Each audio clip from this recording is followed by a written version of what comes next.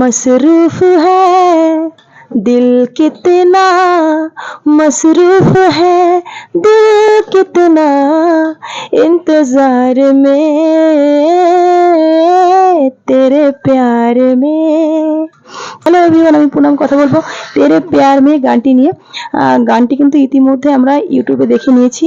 আর সত্যি গানটা কিন্তু এখনের নয়, গানটি কিন্তু 2021 এর শুরু অ্যালবাম থেকে নেওয়া হয়েছে, হিমেশ রেশমিয়ারই অ্যালবাম।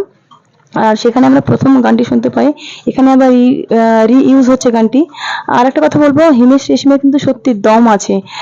লোকটা সিনেমা ফ্লপ হোক আর হিট হোক, সিনেমা কিন্তু করছে। আর ওনার সিনেমা কিন্তু ফ্লপ হলে ওনার কিন্তু সিনেমা মিউজিক্যাল হিট হয়। তো মিউজিক্যাল হিট থেকে কেউ রুখতে পারে না ওনার সিনেমার, প্রত্যেকটি গান সিনেমার ভালো হয়।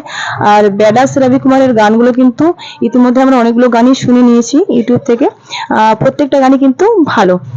আর একটা কথা বলবো যে এই সিনেমাটা নিয়ে অনেকেই কিন্তু ব্যঙ্গ করছে, যে মানে অনেক অনেক চ্যানেলে আমি দেখেছি, অনেক যারা ইউটিউবার তারা ওনাকে নিয়ে খুব একটা রসিকতা একটা মানে খিল্লি করছে।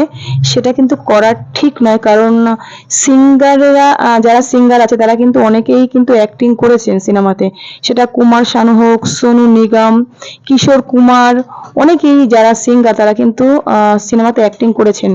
আর হিমেশ রেশমিয়া তার ব্যতিক্রম নয়, কিন্তু ওনাকে নিয়ে খিল্লি করা এগুলো কিন্তু ঠিক নয়, কারণ প্রতিটা মানুষের মধ্যে ইচ্ছে থাকে। আর ওই ব্যক্তিটার ট্রান্সফরমেশন দেখলে কিন্তু সত্যি আমরা অবাক হয়ে যাই। সেই মনে আছে সারেগামাপা যখন হতো, আমরা দেখতাম জি টিভিতে, তখন ওনার যে বডি স্ট্রাকচার আর এখন ওনার যে বডি স্ট্রাকচার সেটা কিন্তু সম্পূর্ণ আলাদা।